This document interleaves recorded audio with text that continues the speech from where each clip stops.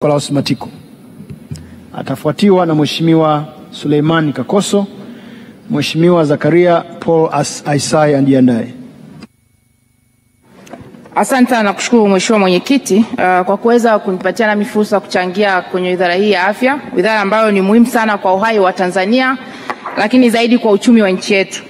Mheshimiwa Mwenyekiti, kwanza kabisa nami kwa kweli niwapongeze waziri, naibu waziri na watendaji wote wa wizara kwa kazi ambazo wamezifanya. Nimepitia pia hotuba hii, inatia matumaini kuendelea kuboresha miundombinu ya afya. Lakini zaidi pia nimpongeze ndugu yetu Dr. Janabi kwa kuchaguliwa kuwa mkurugenzi wa WHO kwa kanda ya Afrika. Na kwa kipekee kabisa nimpongeze Dr. Samia Suluhu Hassan. Ameonyesha dhahiri kabisa amekuwa na political will kuweza kuboresha miundombinu ya sekta hii ya afya.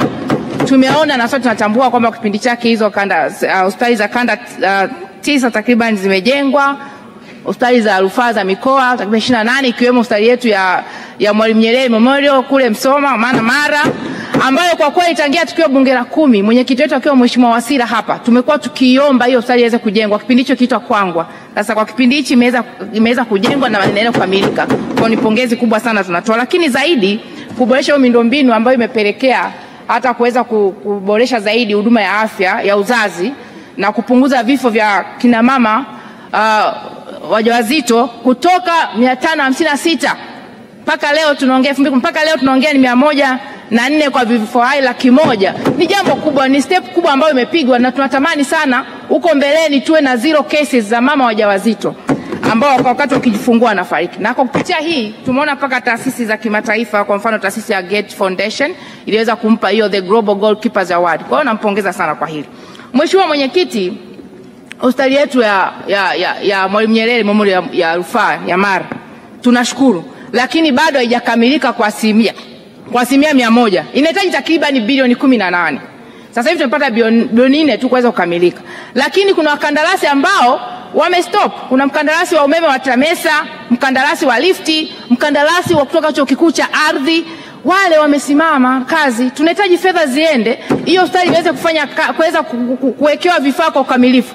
Mmetuletea vifaa ambavyo vinahitaji umeme lakini havitumiki. Kwa mfano mortuary operate, X-ray machine nyingine za kisasa hazi operate kwa sababu gani? Umeme haujawekwa kwa ukamilifu. Kwa tunaomba sana fedha ziende, hiyo hospitali imeshaanza kufanya kazi, iweze kusaidia wananchi wa mkoa wa Mara. Naomba sana hilo Mheshimiwa Waziri muweze kuzingatia, fedha ziende kwa wakati, au wakandarasi waweze kumalizia kazi zao ambazo wanaendelea kuzifanya pale. Lakini katika hospitali ile Mheshimiwa Waziri, barabara kufika hospitali hii ni mbaya sana. TARURA alisema wangeweza kuitengeneza mwaka huu wa fedha, lakini hawajafanya. Tunaomba wameweka kwenye phase 2. Tunaomba kama inawezekana mtengezee barabara ambayo inapitika kwa uhalisia na hospitali ya rufaa ya mkoa ili aweze kuweza kutoa huduma ambayo ni bora zaidi. Mheshimiwa Mwenyekiti, campus, jana aliongea Profesa Mwongo hapa. Tutaka campus ijengwe pale ya chuo kikuu. Ardhi imepatikana. Na kabla hajatoa hiyo ardhi eka 20 walikuwa wanasema fedha zipo zinahitaji ardhi. Tunaomba muweze kuongea na Wizara ya Elimu. Kama fedha zikopo za mradi watujengee ile campus ya chuo kikuu pale cha afya ndani ya ile ya chuo kikuu cha Mwalimu Nyerere. Mheshimiwa Mwenyekiti, kwa kuendelea kuna kijana anaitwa Edward Timoi. Huyu kijana amevumbua jamani robot medical beds ambayo ina uwezo wa kumchukua mgonjwa akiwa katika level yoyote ile, anaweza kutembea, hawezi kutembea, ikambeba kutoka pale ikampeleka sehemu mbalimbali kwenye emergency, ICU, wardini na kwenye radiology. Lakini pia inapima kilo za mgonjwa, ikikubeba inapima kilo za mgonjwa. Na pia ametengeneza kifaa kingine cha gozi ambacho kina bend gozi kama mtu amepata accident, vina mawasiliano, vina communicate.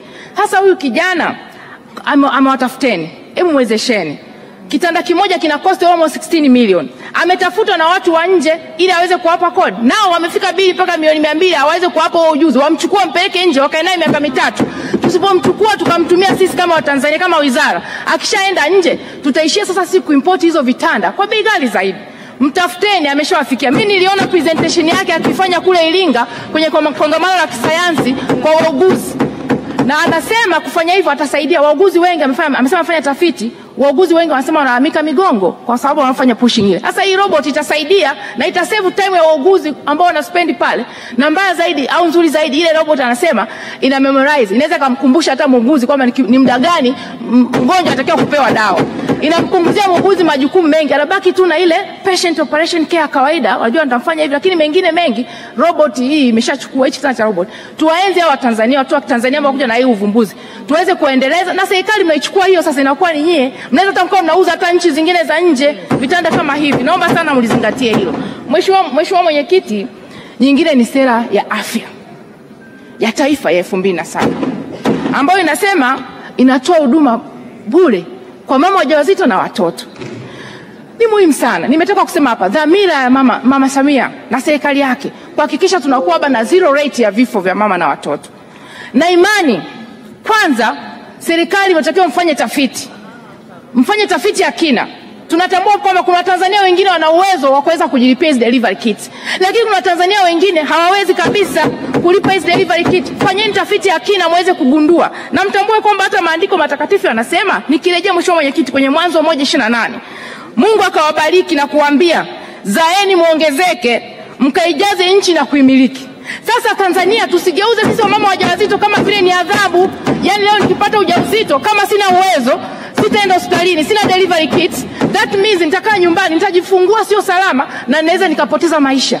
Naomba sana fanyeni tafiti ya kina muweze kugundua Tanzania, na kupitia hata sensa ile inachukua data za Watanzania. Wale ambao hawajiwezi kabisa wapeni nafuu, wao wanakuja kujifungua for free.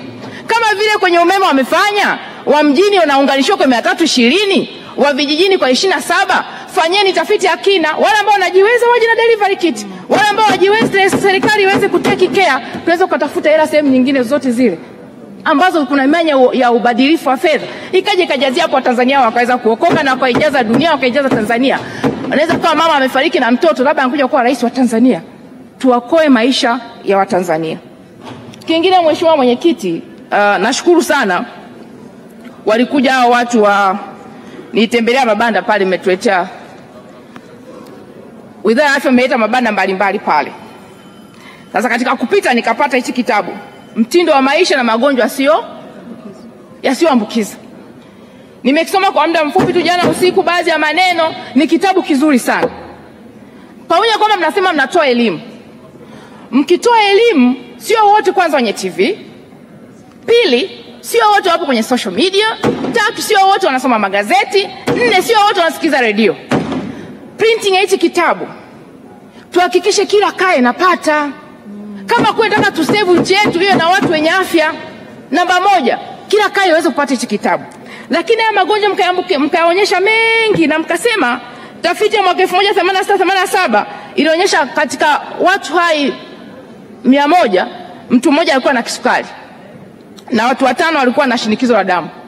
Tafiti kaja 2012 nasema katika 100 watu 9 kisukari, 26 shinikizo la damu. Kuanzia 2012 na imani hamjafanya mpaka sasa hivi. Mkifanya iswas, yani ni mbaya zaidi. Na mmeonyesha hapa mambo mbalimbali, vyakula, kutokufanya mazoezi, sijui pombe. Sasa mimi naenda kwenye mawili tu Mheshimiwa Mwenyekiti sababu ya muda. Na nitaomba niongezee muda kidogo. Kwenye mazoezi tumekuwa tukiongea. Na imani wale wa vijijini wengi tutakuwa kwa active. Wako active naturally. Lakini mjini na mmeeleza mkukaa sana, kutofanya mazoezi kufanya. Hatuna miundombinu. Serikali muongee, Wizara ya Afya, muongee na Wizara ya Michezo, muweze kuweka viwanja au running. Katika kila mtaa hakikisheni kuna sehemu za kukimbia. Watu wakitoka makazini waende wakimbie. Mkisema tufanye mazoezi asubuhi, mimi naamka nikimbizane kwenda kuna foleni, nitafanya mazoezi saa ngapi? Lakini kirudi baada ya kazi nitajua kuna sehemu kwenye mtaa wangu, nitaenda nitakimbia, nitafanya mazoezi ili watu wajengewe hii culture. Wekeni miundombinu wezeshi kuweza kuwasave wa Tanzania. Lakini ukija kwenye nyingine umezungumzia pombe. Tena hapa mmeweka pombe mmeweka hapa za kawaida kabisa. Ila mkasema excess pombe zina madhara mengi, mmeainisha hapa. Mioyo, kongosho, kisukari, ini, ubongo, nini, mengi, utapiamlo na kadhalika. Mheshimiwa Mwenyekiti, taifa letu linateketea na uzazi na vingine. Taifa letu linateketea. Linateketea kwa pombe. Achilia hizo ambazo mmeziandika hapa nzuri. Tumeshaongea paka kubungeni hadi Mheshimiwa Spika akaelekeza mkafanya uchunguzi, mlete tafiti za kina. Vijana wanateketea kwa pombe ambazo zingine ni feki. Leo sitaji, siku nilitaja. Ambazo zingine ni feki. Vijana wetu wanateketea. Zinauzwa holela mpaka kwenye maduka ya chakula. Mheshimiwa Mwenyekiti, mnasema figo ni expensive. If we don't prevent, definitely ikiwa itakuwa expensive. Kama hatutazuia ambazo zinaleta magonjwa mengi, tutatumia fedha nyingi sana kuwatibu wa Tanzania. Taarifa, Mheshimiwa Festo Sanga. Asante Mheshimiwa. Nimpongeze mbunge hodari kweli wa Tarime, dada Esther, kwa mchango wake mzuri. Wabunge wengi tumezungumza hapa kuhusu bima ya afya kuchangia. Tutatafuta fedha nyingi sana, tutaweka kwenye mfuko wa bima afya na bima afya itawezeshwa.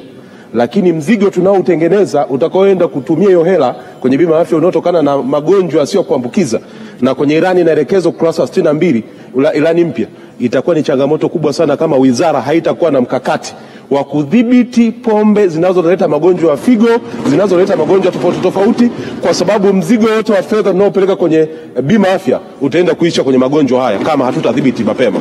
Asante Mheshimiwa Mwenyekiti. Mheshimiwa Esther Matiko, napokea taarifa hiyo. Naipokea, ni very positive aspect. Ni kweli.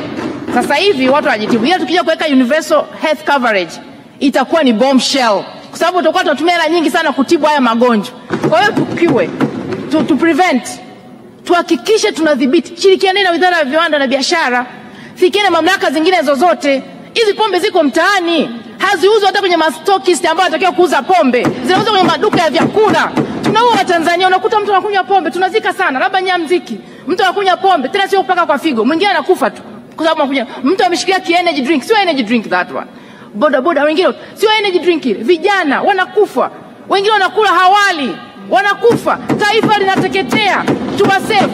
Yaani kama nchi mnatumia mitutu ya bunduki kulinda mipaka ya nchi, wakati ndani vijana wanateketea kwa vitu ambavyo mngeweza kuvifanyia serikali mkapunguza vifo vya Watanzania. Ninaomba sana Mheshimiwa Mwenyekiti, hii ni crisis, muiteke as a priority, muhakikishe mnadhibiti pombe zote hizi na mdhibiti hata watu wanaouza rejareja, wakikamatwa washtakiwe. Watu wakinywa wanye kwa star kwa mamlaka ambazo zimepewa leseni, ambapo wanauzwa kwa mujibu wa taratibu na kanuni za nchi yetu. Asante sana Mheshimiwa Mwenyekiti. Asante sana Mheshimiwa Esther Matiko.